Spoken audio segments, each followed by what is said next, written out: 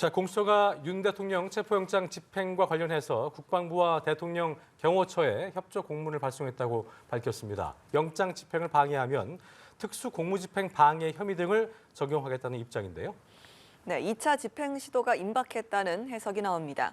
윤 대통령에 대한 본격적인 탄핵 심판 심리가 하루 앞으로 다가온 가운데 직접 변론에 나설 것으로 예상됐던 윤 대통령이 첫 변론 기일에는 불출석하겠다는 입장을 밝혔습니다. 관련 내용은 사회부 법조팀의 진기훈 기자, 안지성 변호사와 함께 짚어보겠습니다. 두 분 어서 오십시오. 어서 오십시오. 안녕하십니까? 예, 먼저 진 기자에게 좀 묻겠습니다.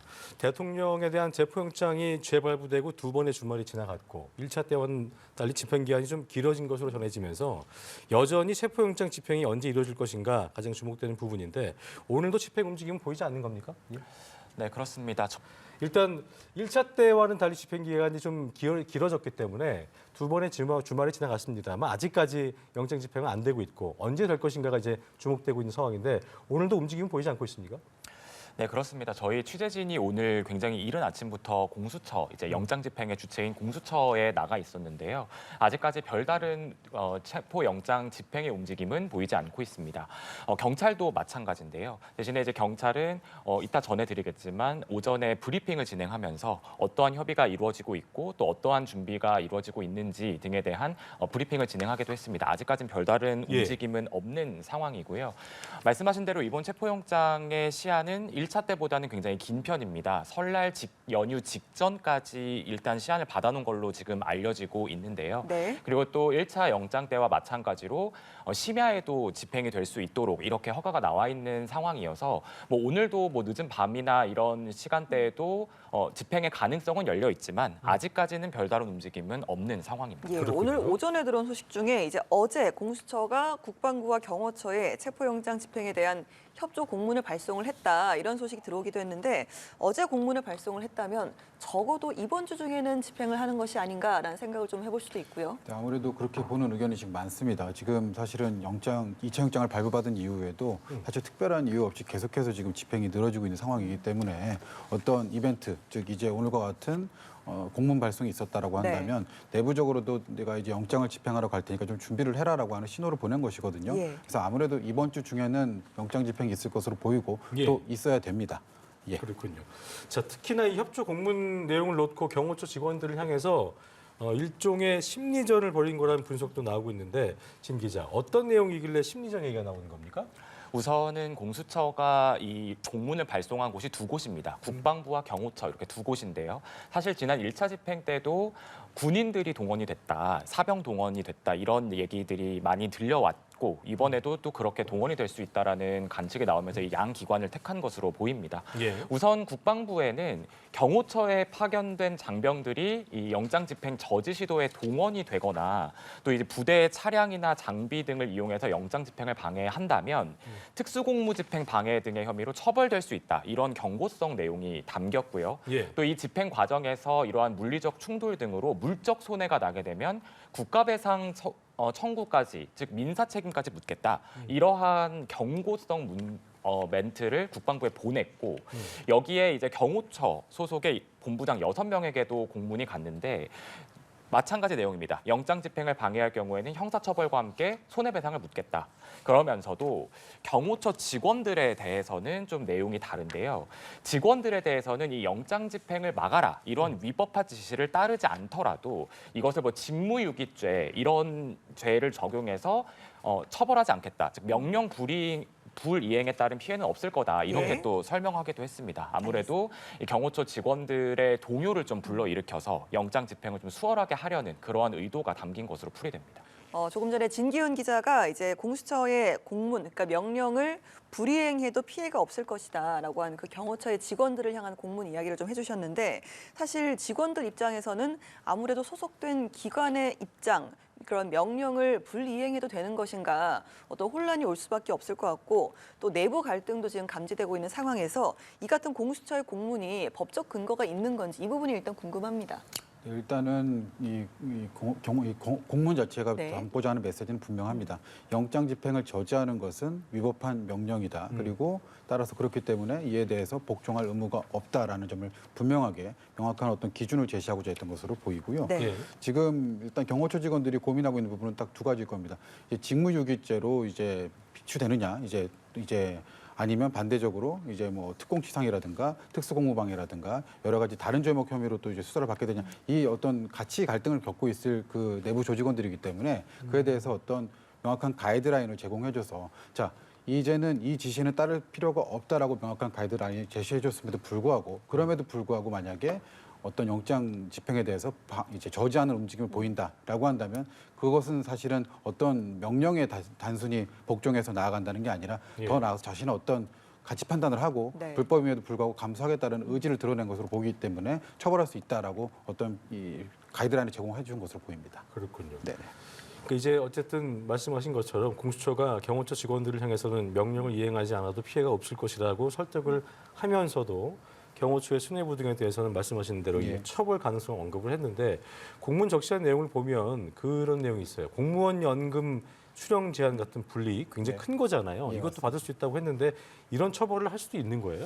단순히 어떤 형사처벌이 있을 거다라고 엄포하는 것을 넘어서서 이 정도 어떤 뭐 좀 어떻게 보면 현실적인 부분이거든요. 예. 그러니까요. 이런 부분까지 가능한 것은 사실은 우리 법문상 이제 공무원법이나 공무원연금법에서는 이제 재직 중에 범한 어떤 범죄를 범했고 이로 인해서 금고 이상 형을 받게 될 경우에는 연금이 제한될 수 있다라는 조항이 분명하게 있습니다. 그리고 아울러서 그 단서조항을 살펴보게 되면은 다만 이제 정당한 지시였고 이로 인해서 과실로 인한 경우에는 연금 제한을 제외한다라는 조항이 있는데 이 단서 조항의 적용을 제한하겠다라는 것을 분명히 한 것으로 보이고요. 사실상 이것은 이제 경호처 직원들도 다 누군가의 가족이지 않겠습니까? 그렇죠. 이 연금이라고 하는 것은 이 담당 공무원 개인뿐만 아니라 가족의 생계와도 좀 밀접한 연관을 갖고 있기 때문에 가족들이 좀 나서서 좀 설득을 해라 이런 취지로도 좀 살펴볼 수 있을 것 같습니다. 예, 실제 영장 집행 때 이런 공문이 또 어떤 영향이 있을지도 한 번 더 지켜봐야겠습니다.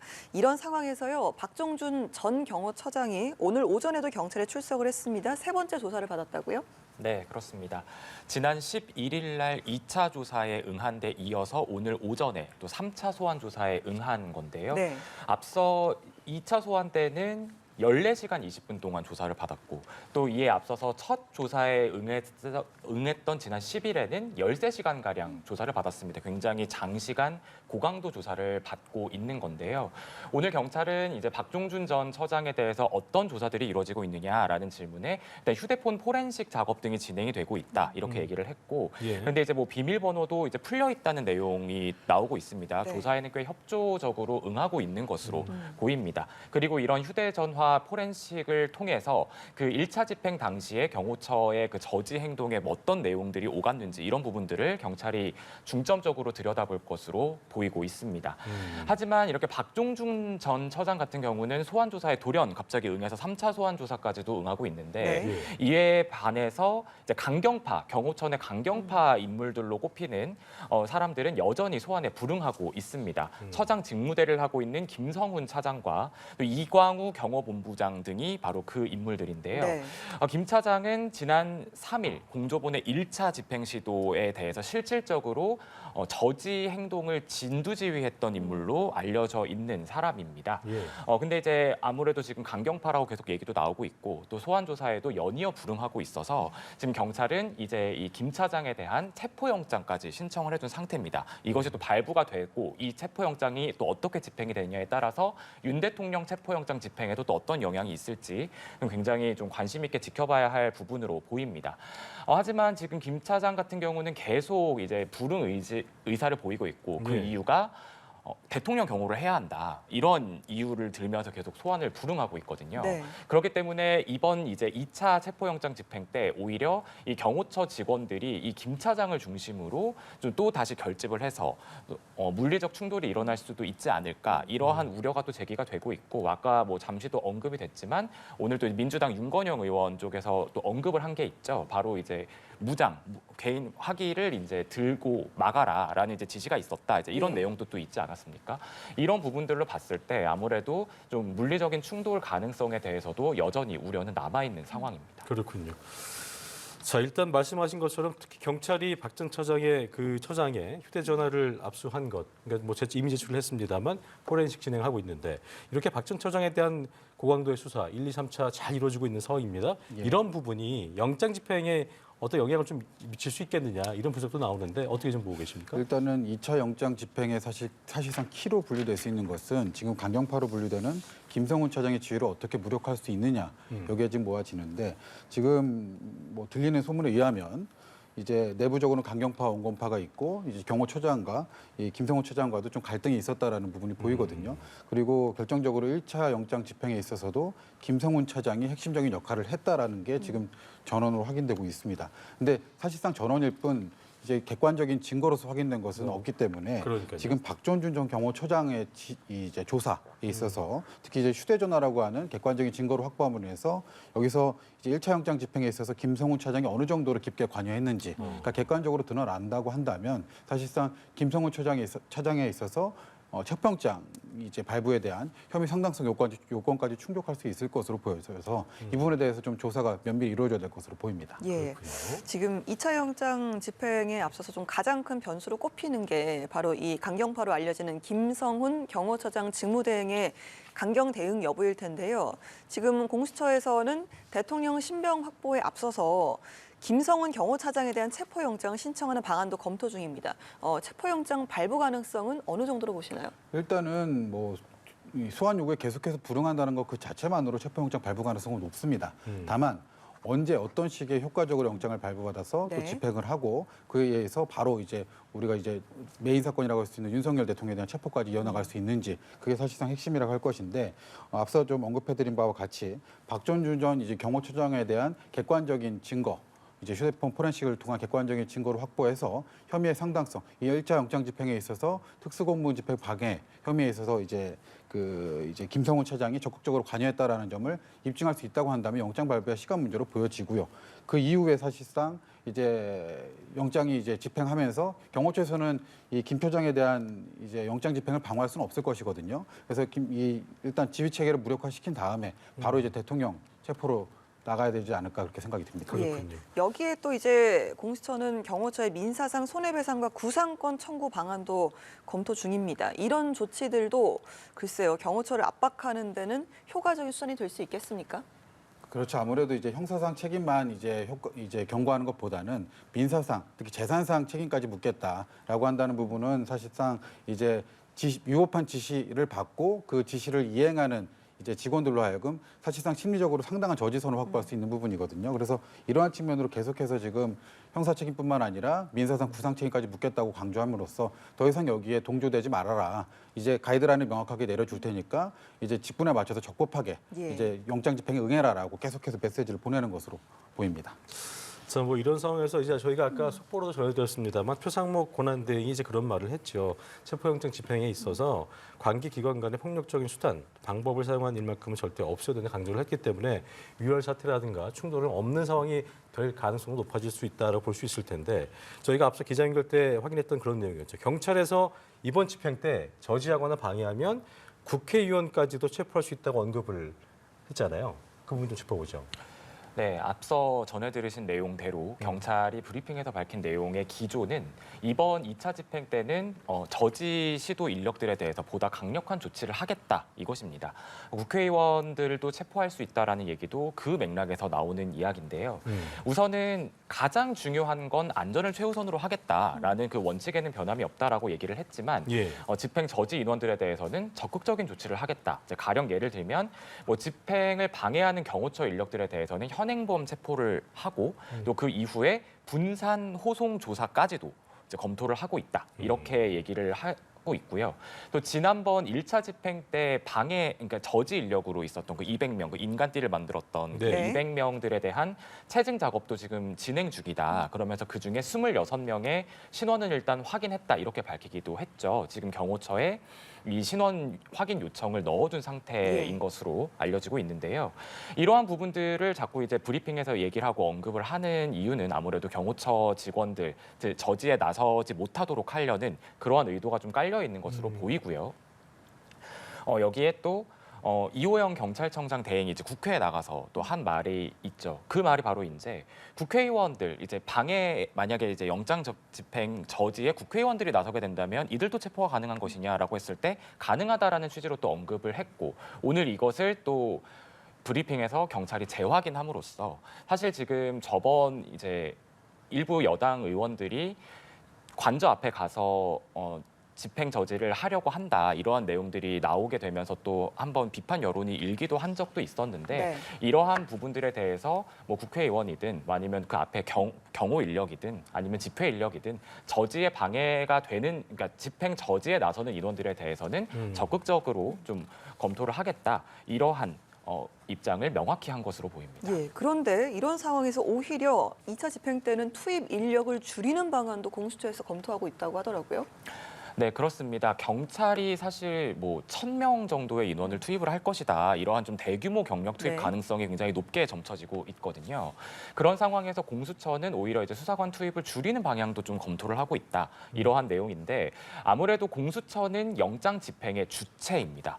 사실 지난 1차 집행 시도 때도 사실 최종적으로 그 철문 앞에서 윤 대통령 변호인을 접견해서 말하자면 체포 영장을 제시한 인원들은 공수처 검사들이었단 말이죠. 그러니까 사실 공수처는 영장 집행을 진두지휘하고 네. 그러고 나서 체포가 이루어진다면 윤 대통령에 대한 후속 조사에 좀 사실 집중을 해야 되는 인원들일 수도 있거든요. 그런 상황들이 있기 때문에 이번에는 현장 지휘의 좀 통일성을 위해서 공수처 인원들이 대거 투입이 되기보다는 경찰 인력들을 중심으로 해서 현장의 뭐 진압과 이런 저지선 돌파 등의 시도를 하고 네. 여기에 공수처 인원들은 영장 집행에만 집중을 해서 지휘 체계를 조금 더 효과적으로 하는 방안을 검토하고 있다. 이런 소식이 들려오고 있는 겁니다. 아무래도 공수처는 지난 1차 시도가 실패로 돌아간 이후에 계속해서 얘기하고 있는 게 현장 지휘의 체계성을 계속 언급하고 있거든요. 그렇기 때문에 이러한 부분들을 좀 강조해서 다양한 방안을 검토하고 있는 걸로 보입니다. 자, 이런 상황에서 영장 집행의 어떤 위법성, 부당성을 주장해 왔던 윤 대통령 측에서 미묘한 어떤 기류 변화가 일고 있다는 분석도 나오고 있습니다. 공수처에다가 이제 변호인 선임기를 어제 제출을 했는데요. 예. 영장 집행이 좀 이제 임박해 오니까 어떤 적극적인 대응으로 전략을 바꾼 거다 이런 분석도 나오는데 동의하십니까? 일단 뭐 지난 8일에 이제 뭐 선임계 제출을 하기 위해서 면담을 요구했고 거기서 이제 공수처가 뭐 선임계 제출이 먼저니 면담을 할 수는 없다라고 하니까 뭐 선임계 제출을 하지 않고 안 돌아갔던 했죠, 그런 그때, 사태가 있고 난 다음에 지금 일어난 일인데요. 사실상 이 변호인이라고 하는 것은 선임계가 제출되기 전까지는 아무런 권한이 없습니다.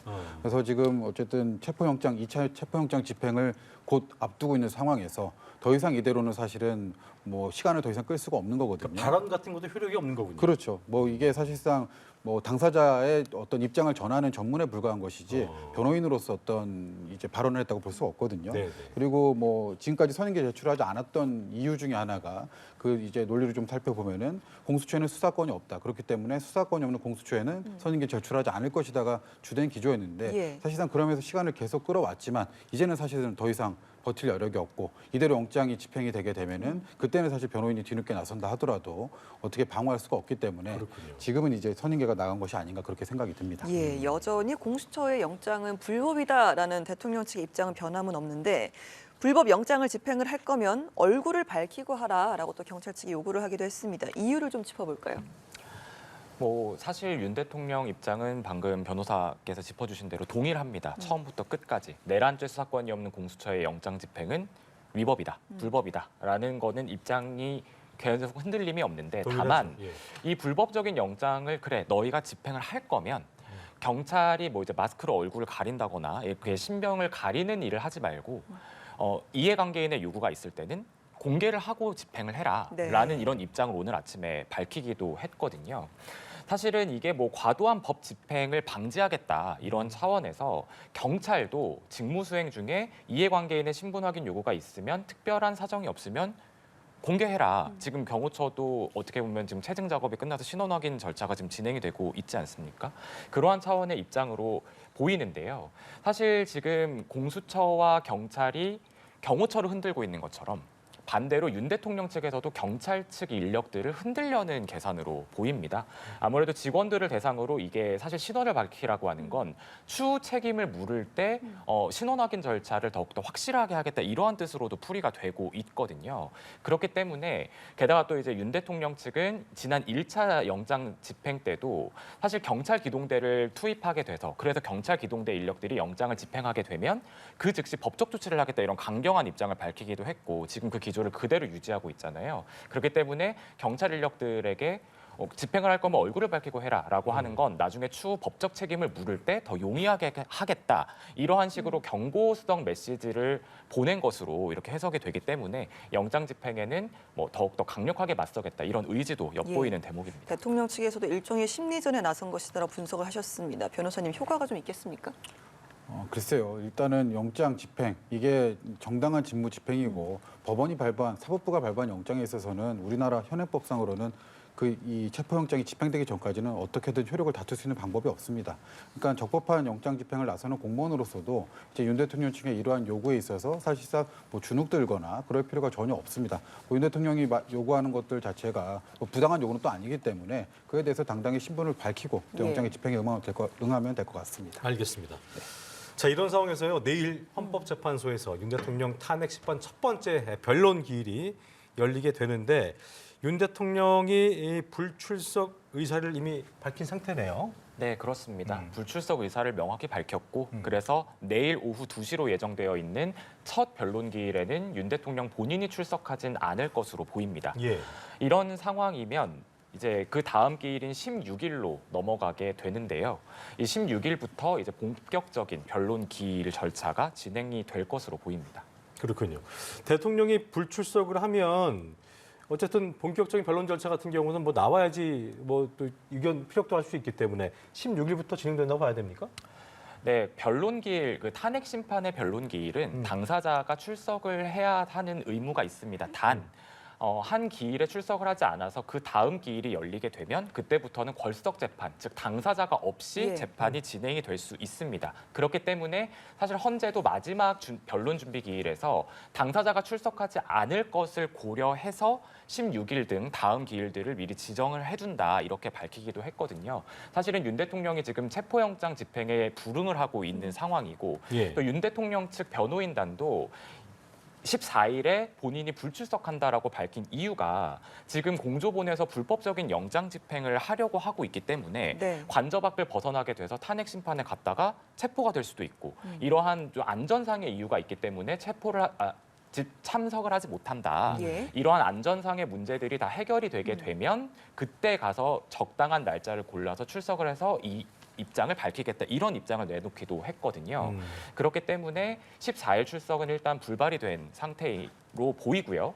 그리고 16일부터는 본격적인 그런 변론 기일 절차가 들어가게 될 것으로 보입니다. 또 방금 있었던 헌법재판소 브리핑에서도 헌법재판소 역시도 1차 기일에서는 당사자가 불출석한 경우에는 빨리 종료될 것이다. 이러한 예상을 했고 2차 기일부터는 심리 절차가 본격적으로 뭐 소추 사실 요지에 대한 입장 진술이라든지 뭐 이러한 기일들을 진행을 하게 될 것이다. 이렇게 밝히기도 했습니다. 예, 내일은 불출석 의사를 밝힌 윤 대통령 측 그동안 직접 진술을 하겠다라는 의지를 좀 피력한 바가 있는데요. 이런 입장을 바꾼 것을 두고 체포를 회피하기 위한 의도다라는 해석이 좀 지배적인데 실제 법적인 전략의 일환이다 이런 측면도 있겠습니까? 일단 뭐 어떤 전략적인 측면도 분명히 있겠습니다만 사실상 가장 비판받고 있는 부분은 윤 대통령 측이 계속해서 말이 바뀐다는 부분입니다. 사실상 뭐 계엄 직후에도 법과 원칙에 따라 책임을 자신이 다 지겠다, 운전에 다 지겠다라고 공언했던 대통령인데요. 아직까지 사실 수사기관에 출석도 한 번도 안 하고 뭐 변론기일이든 변론 준비기일이든 출석을 안 하고 있는데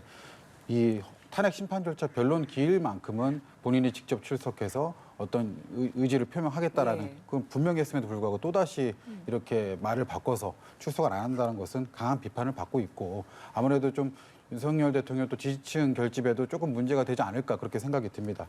또 한편으로는 지금 체포영장 집행 자체를 변호인단을 통해서 나온 얘기지만 체포영장 집행 자체를 탄핵 심판 결론 이후로 좀 미뤄달라라고 얘기를 하면서 또 탄핵 심판 절차에는 본인이 출석하지 않겠다라고 하는 모순적인 행보를 보이고 있거든요. 이런 부분들은 사실상 절차 지연 이외에는 설명할 다를 길이 없어 보입니다. 그런데 이제 변론에 직접 나오지 않는다라는 게 탄핵 심판에는 어떻게 좀 작용을 할 것이냐, 좀 불리하게 작용할 수도 있다는 관측도 나오고 나오던데요. 아무래도 당사자가 직접 얘기하는 것과 대리인을 통해서 의견을 피력하는 것은 당연하게 그 진술의 어떤 신빙성이라든가 간절함, 호소성에서 좀 차이가 있을 수밖에 없고요. 다만 이제 노무현 대통령이나 박근혜 전 대통령 같은 경우도 이 심판 절차에는 출석하지 않은 경우가 있습니다. 그래서 뭐 출석 자체가 강제되는 것은 아닙니다만 첫 길에 이렇게 좀 출석하지 않아서 뭐랄까 이 헌법재판소 판단 기관인 헌법재판소와도 어떤 줄다리기를 하는 것으로 보이는 것 자체가 그렇게 유리한 심판을 이끌어낼 것으로 네. 보이지는 않습니다. 예.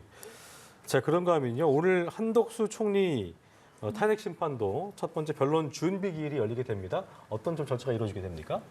네, 오늘 오후 4시에 한덕수 국무총리의 탄핵 심판 사건 첫 변론 준비 기일이 헌법재판소에서 열립니다. 변론 준비 기일은 말 그대로 변론 기일을 준비하는 절차인데요. 그래서 재판의 쟁점 사항들을 정리하고 증인이나 증거 체부 여부 등을 결정을 해서 예. 그 재판 향후 변론 기일이 진행될 때에 그 절차들을 좀 간명하게 정리하는 그러한 준비 기일입니다. 앞서 말씀드린 것처럼 변론 준비 기일은 당사자 출석 의무는 없습니다. 당사자 출석 의무는 없고 또 온 재판관이 다 참여를 해서 심리를 진행하는 게 아니라 수명 재판관이라고 해서 이 변론 준비 기일을 이끌어가는 재판관들, 예. 뭐 쟁점을 정리하고 뭐 증거를 채택하고 하는 이 절차들을 진행할 수명 재판관 2명이 심리를 진행하게 되는데요. 수명 재판관에는 김형두, 김복형 재판관이 지명이 돼서 이 두 재판관을 중심으로 변론 준비 기일이 진행이 될 걸로 보입니다. 사실 국회가 지난달 27일에 이제 재적 의원 300명 중에 192명의 찬성으로 탄핵 소추안이 가결이 된 이후에 지금 열리게 되는 건데 이유로는 한 총리가 이 내란 행위 방조를 한 것과 더불어서 또 헌법재판관 임명, 권한대행일 때 헌법재판관 임명을 거부했다. 이렇게 두 가지 이유가 크게 적용이 돼서 탄핵소추안이 지금 올라가 있는 상태입니다. 여기에 대해서 사실 윤 대통령 측은 또 반발을 하고 있는데요. 아무래도 이 한 총리 탄핵소추는 일단 논란이 됐었던 정족수 미달 문제, 그렇죠. 이것 때문에 무효다라는 주장이 있고요. 또 그렇기 때문에 최상목 대통령 권한대행이 직무를 이어받은 것 자체도 위법이다. 이러한 주장을 좀 해오고 있고 또 그렇기 때문에 또 최대행이 근데 지금 헌법재판관 2명을 임명한 상태잖아요. 이러한 절차에도 문제가 있는지 이거를 먼저 따져야 한다. 이러한 주장을 펼치면서 반대 논리를 펼치고 있는 상황입니다. 예, 그리고 비상계엄 사태 2인자로 지목된 김용현 전 장관의 재판이 이번 주에 본격적으로 시작이 됩니다. 그리고 구속 상태로 재판에 넘겨진 9명에 대한 재판 절차도 진행될 전망인데요. 이들에 대한 재판 내용, 일단 혐의가 좀 겹치는 부분이 있기 때문에 윤 대통령의 수사와 탄핵 심판에도 영향을 미칠지 이 부분도 좀 궁금합니다. 일단 관련자로서 김용현 전 장관이 가장 먼저 기소가 됐습니다. 검찰의 공소장에는 윤석열 대통령을 이제 상선으로 해서 이렇게 분명하게 좀 적시가 되었고요.